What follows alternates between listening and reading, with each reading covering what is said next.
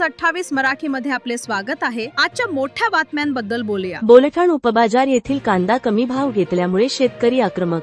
नांदगाव तालुक्यातील उपबाजार बोलठाण येथील कांदा व्यापाऱ्यांनी कमी भावाने घेतल्यामुळे शेतकरी आक्रमक झाले। शेतकरी आक्रमक होऊन रस्त्यावर उतरले।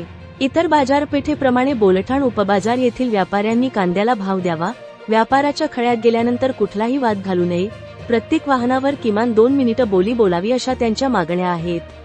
इंडिया न्यूज 28 वैजापूर तालुका प्रतिनिधी अनिल सूर्यवंशीची रिपोर्ट।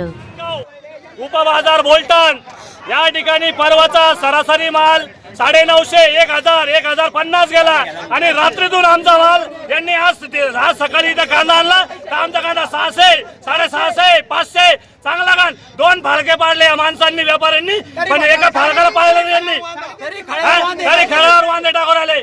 कृषी उत्पन्न बाजार समिती बोलठाण यांचा आणि व्यापाऱ्यांचा मिलीभगत आहे।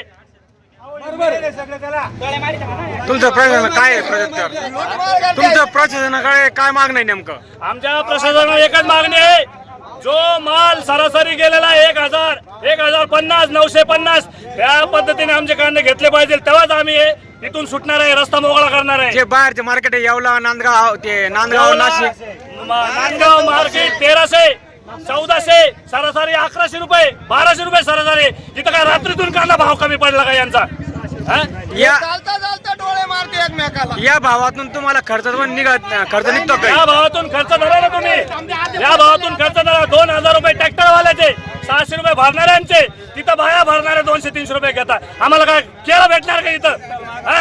500 रुपये क्विंटल मागं 500 रुपये खर्च। व्यापारी तुम्हाला भेटायला बाहेर आले का? आता नाही आले आतापर्यंत व्यापारी,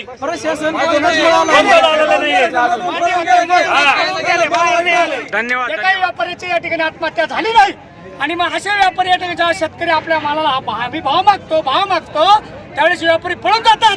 त्यांचे एसीचे बंगले आज तिथे जाऊन हे झोपले आणि शेतकरी इथं उन्हामध्ये एवढ्या 50च्या डिग्री उन्हामध्ये रस्त्यावरती, आणि एवढं असून सुद्धा याचे सचिव येत नाही। आता साहेबांशी बोलणं झालं, साहेब म्हणता रस्ता सोडा।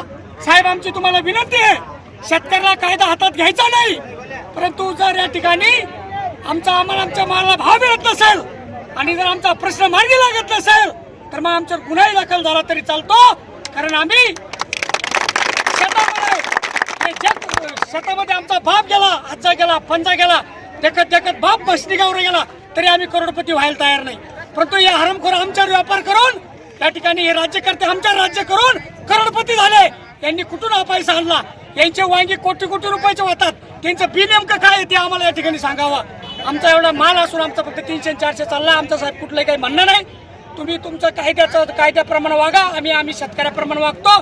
जोपर्यंत इथं सचिव येत नाही, जोपर्यंत इथले सभापती येत नाही, जोपर्यंत इथले आमदार येत नाही आणि हा शेतकऱ्यांचा प्रश्न मार्गी लागत नाही, तोपर्यंत आम्ही तो रस्ता सोडत नाही।